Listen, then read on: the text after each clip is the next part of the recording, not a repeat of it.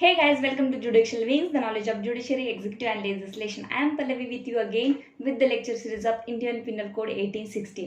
जैसे कि आपको सबको पता है कि हमने कल्पेबल होमिसाइड और मर्डर में से डिफरेंस जान लिया था, उन दोनों को भी हमने डिफरेंशिएट कर लिया था और हमने होमिसाइड क्या होता है, होमिसाइड कितने प्रकार के होते हैं, लॉफुल होमिसाइड होता है, अनलॉफुल होमिसाइड होता है, ठीक है कि नहीं, ये सारी बातें हमने इंट्रोडक्शन की वीडियो में जान ली थी।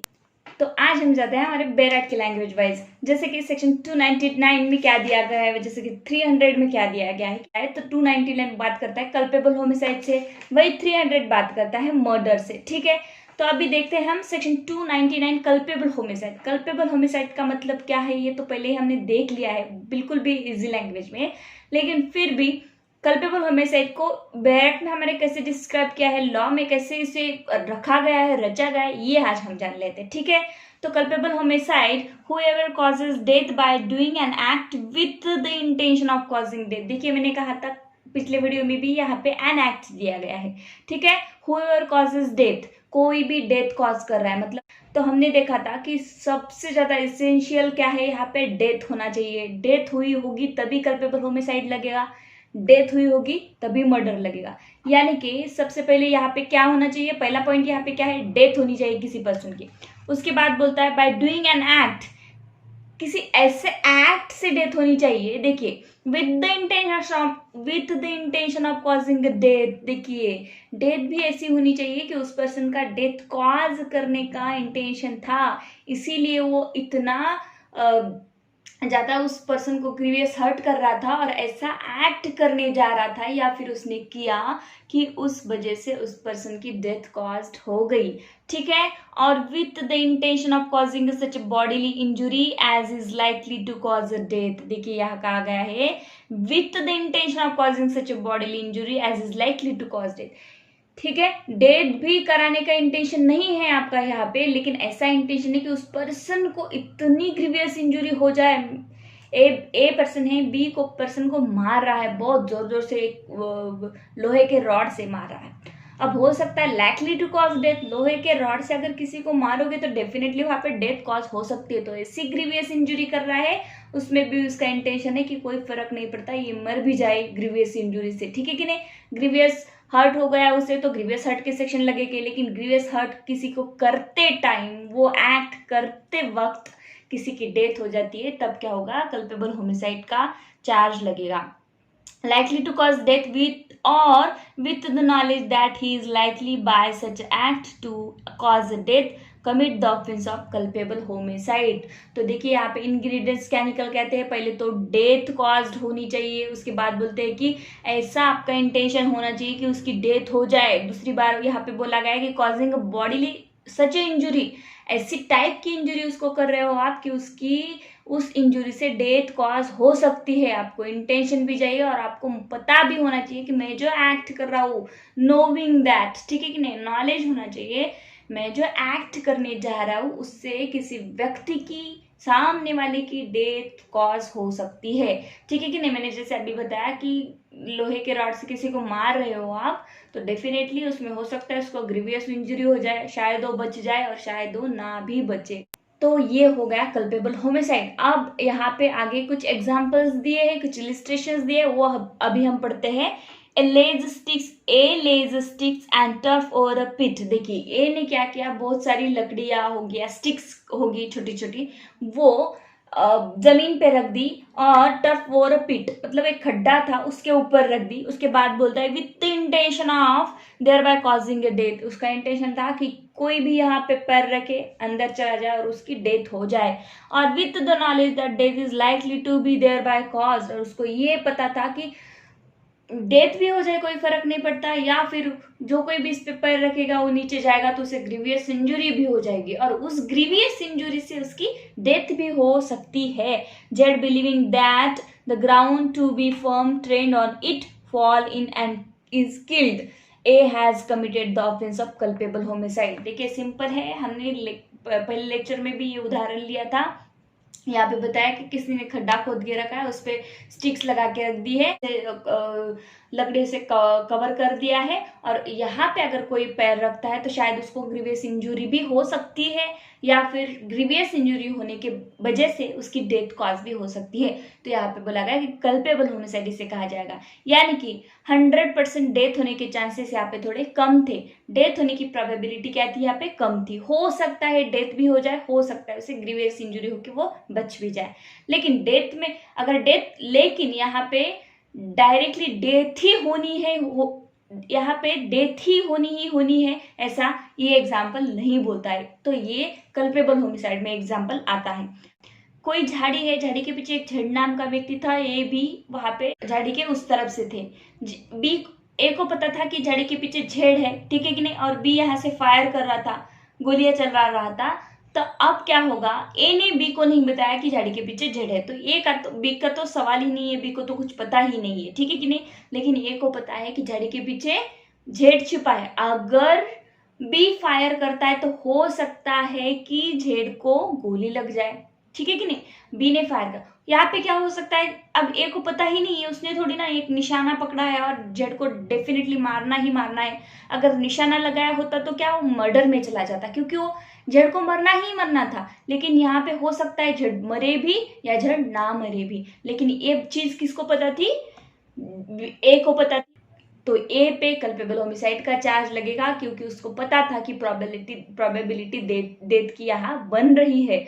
हो सकता है कि ग्रीवियस इंजरी हो जाए जेड को, या फिर हो सकता है उसकी डेथ भी हो जाए। और यहाँ पे अगर डेथ हो जाती है तो किसका चार्ज लगेगा, ए पे, जिसको पता था उस पे कल्पेबल होमिसाइड का चार्ज लगेगा। और बी को तो कुछ पता ही नहीं था, उसको तो नॉलेज ही नहीं था, इंटेंशन भी नहीं था, पता ही नहीं था कुछ, तो उस पर कोई भी चार्ज नहीं लगेगा। आगे इसके 3 एक्सप्लेनेशन दिए। तो एक्सप्लेनेशन 1 बात करता है, a person who causes bodily injury to another who is labouring under a disorder. देखिए, किसी को अगर आप कोई इंजुरी पहुंचा रहे हो, किसी को इंजुरी कर रहे हो, वो नॉर्मल व्यक्ति नहीं है, उसे ऑलरेडी जहां पे आप इंजुरी कर रहे हो, ठीक है कि नहीं, वो ऑलरेडी एक मरीज है किसी बीमारी से, ठीक है। Disease or bodily infirmity and thereby accelerate the death of that other shall be deemed to have caused his death. तो हम यहाँ पे इसे टू वेज में देखते हैं इस एग्जाम्पल को। अगर कोई नॉर्मल व्यक्ति है, उसे कोई अगर इंजुरी करता है तो उसका इंटेंशन डेथ कॉज का भी हो सकता है, ग्रीवियस इंजुरी का भी हो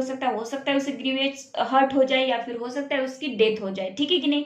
लेकिन अगर वही व्यक्ति जिसको आप मार रहे हो, जिसको इंजुरी पहुंचा रहे हो, वो ऑलरेडी किसी बीमारी से ग्रस्त है, ठीक है कि नहीं, उसके पेट का ऑपरेशन हुआ है और आपको ये पता है, अगर पता नहीं होता तो कल्पेबल होमिसाइड में चला जाता, ठीक है कि नहीं। लेकिन पता है तब क्या होगा, तब उसी जगह पे आप उसे मार रहे हो, तो तब आप पे डेथ के चार्जेस लगेंगे, क्योंकि प्रोबेबिलिटी डेथ की ज्यादा बन रही थी, ठीक है कि नॉर्मल व्यक्ति को अगर कोई मार रहा है तो प्रोबेबिलिटी डेथ हो भी सकती है और वो इंजूर भी हो सकता है, लेकिन ऑलरेडी इंजूर्ड है वो पर्सन, और वहां पे आप जाके इंस्टेंटली मार रहे हो ताकि वो मर ही जाए, तो तब यहाँ पे डेथ के चार्जेस आप पे लगेंगे, ठीक है। एक्सप्लेनेशन 2 में जाते हैं, where death is caused by bodily injury, the person who caused such a bodily injury shall be deemed to have caused death, although by resorting to proper remedies and skillful treatment the death might have been prevented। किसी को bodily injury की है आपने और उस वजह से उसकी डेथ हो गई है, the person who cause such bodily injury, जिसने भी बॉडीली इंजुरी की है, shall be deemed to have cause death, उसको बोला जाएगा कि उसने डेथ ही कर दी है। Although by resorting a proper remedies and skillful treatment the death might have been prevented। किसी को आपने इंजुरी की है, किसी का एक्सीडेंट आपकी वजह से हो गया है, तो ये तो एक्सीडेंट में आ जाएगा, ये यहाँ पे तो ये सेक्शन नहीं लगेगी, लेकिन एक्सीडेंट के बाद, ठीक है कि नहीं, आपको पता है कि इसको अगर ट्रीटमेंट नहीं मिली तो ये मर जाएगा, और फिर भी आप उसे नहीं लेके जाते, तब ये सेक्शन आप पे लगेगा, ठीक है कि नहीं। एक्सीडेंट के बाद आपको पता चल गया कि इसे प्रॉपर ट्रीटमेंट नहीं दी गई तो ये मर जाएगा, ठीक है कि नहीं। अगर अगर प्रॉपर ट्रीटमेंट उस पर्सन को मिल जाती तो उसकी डेथ प्रिवेंट हो जाती, डेथ होने से बच जाती, वो आदमी बच जाता।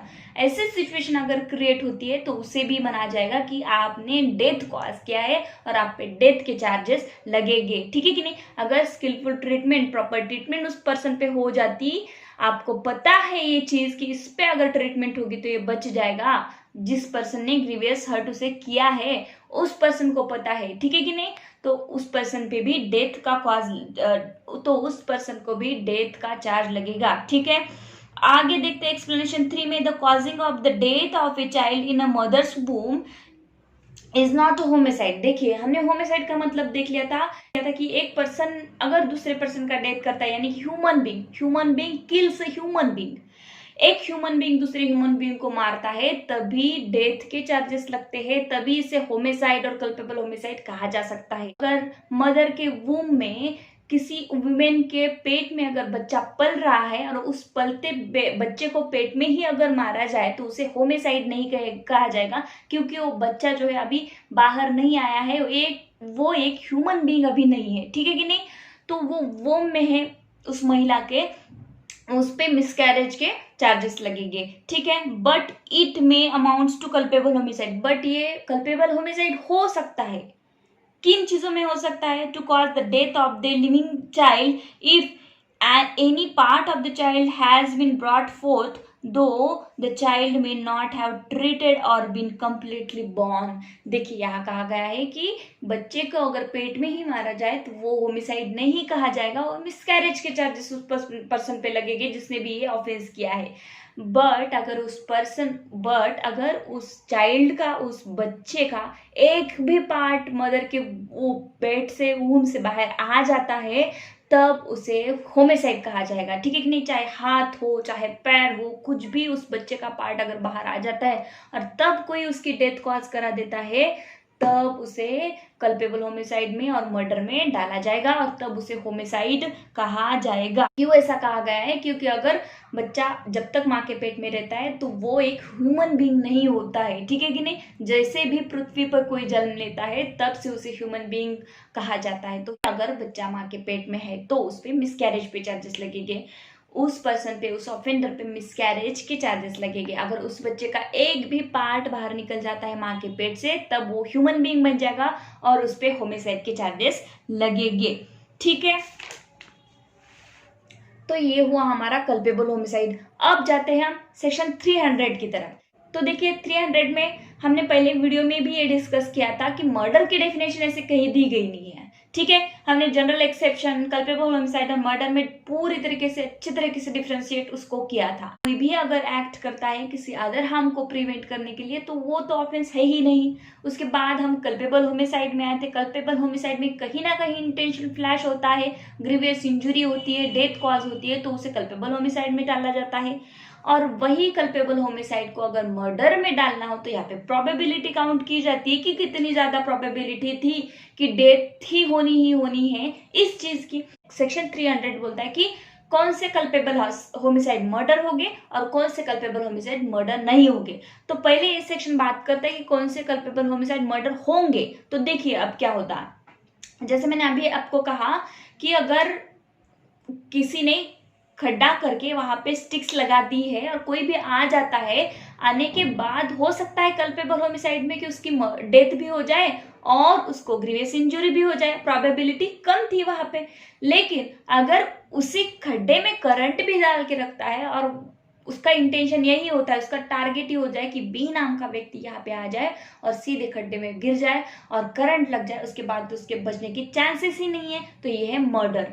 तो अगर कल्पेबल होमिसाइड का ऑफेंस कोई करता है तो उसका इंटेंशन क्या था, उसकी प्रोबेबिलिटी क्या थी डेथ कॉज करने की, तो ये देखा जाएगा कोर्ट में कि कितनी प्रोबेबिलिटी उसकी डेथ कॉज करने की थी। तो ये बोला गया है सेक्शन 300 में कि कौन से कल्पेबल होमिसाइड मर्डर माने जाएंगे और कौन से कल्पेबल होमिसाइड मर्डर नहीं माने जाएंगे, ठीक है। Except in the cases hereinafter excepted, तो यहाँ पे बोला गया है कि नीचे कुछ एक्सेप्शन दिए हैं सेक्शन 300 में, तो उन एक्सेप्शन को छोड़ के, मतलब उन एक्सेप्शन के एक्सेप्शन है ये, ठीक है कि नहीं, उन एक्सेप्शन को छोड़ के बाकी सारे मर्डर हो गए। तो देखिए कल्पेबल होमिसाइड इज मर्डर कहा गया है except in the cases here in after accepted, ठीक है कि नहीं, जो कोई भी एक्सेप्शन दिए हैं उनको छोड़ के culpable homicide is a murder. आगे जो एक्सेप्शन दिए हैं उनको छोड़ के बाकी सारे क्या हो गए, मर्डर हो जाएंगे। If the act by which the death is caused is done with the intention of the causing a death, देखिए लेकिन यहाँ पे भी क्या कहा गया है, इंटेंशन होना ही चाहिए। कोई किसने भी कल्पेबल होमिसाइड में भी था, यहाँ पे भी है। बाकी सारे जो इंटेंशन से किए हुए डेथ है उसे कल्पेबल होमिसाइड कहा जाएगा, सिर्फ आगे के कुछ एक्सेप्शन है उनको छोड़ के। If it is done with the intention of causing such a bodily injury as the offender knows to be likely to cause the death of the person to whom the harm is caused, और देखिए यहाँ कहा गया है कोई भी person, if it is done with the intention of causing such a bodily injury, कोई भी पर्सन अगर किसी को इंजुरी कर रहा है, किसी को बॉडीली इंजुरी कर रहा है, as the offender, ठीक है कि नहीं, knows to be likely to cause the death, यहाँ कहा गया है कि knows to be likely to cause the death, ठीक है कि नहीं, उसको पता है कि इससे डेथ ही होनी है, हो सकती है, तो इससे डेथ ही हो सकती है, दूसरा कोई ऑप्शन नहीं है। Of the person to whom the harm is caused, जिसको भी आप हार्म कर रहे हो उसकी डेथ हो सकती है।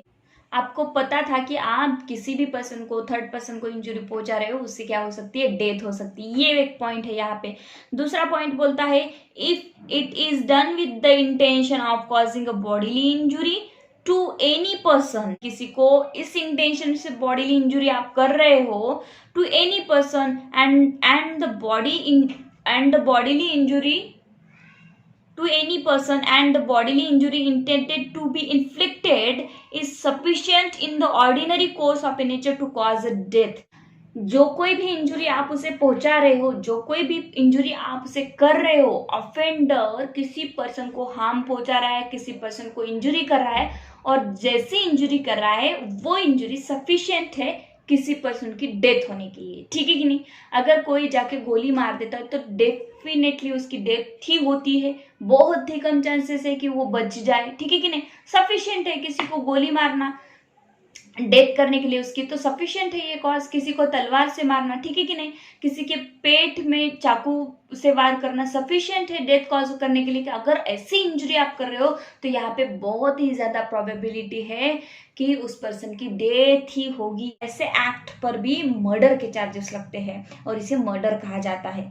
फोर्थ में देखिए, if the person committing the act knows that it is so imminent dangerous that it must in all probability, देखिए ऐसा एक्ट कर रहे हो कि ये बहुत ही ज्यादा डेंजरस है, imminent dangerous that it must, ठीक है कि नहीं, इन ऑल प्रोबेबिलिटी, हर प्रोबेबिलिटी में वो डेंजरस ही है, सामने वाले की डेथ ही होनी है वहां पे, कॉज डेथ और such bodily injury is likely to cause death and commits such act without any excuse for incurring the risk of causing a death और सच इंजुरी एज अफोरसेड। देखिए वहां पे उसकी मृत्यु होना निश्चित है, यानी कि इतना डेंजरस आप एक्ट कर रहे हो, किसी को बंद कमरे में बंद कर दे रहे हो, वहां पे गैस लीक कर दे रहे हो, गैस का स्फोट हो जाएगा या फिर गैस के सफोकेशन से वो मरेगा ही मरेगा, ठीक है कि नहीं। बहुत ही ज्यादा डेंजरस एक्ट आप कर रहे हो, बहुत बड़ा ट्रक लेके किसी के ऊपर एक्सीडेंट कर रहे हो, तो डेफिनेटली ट्रक से तो एक्सीडेंट किसी का होगा तो प्रोबेबिलिटी बहुत ही ज्यादा है उसकी डेथ होने की, तो ऐसी सिचुएशन में इसे मर्डर के चार्जेस लगते हैं।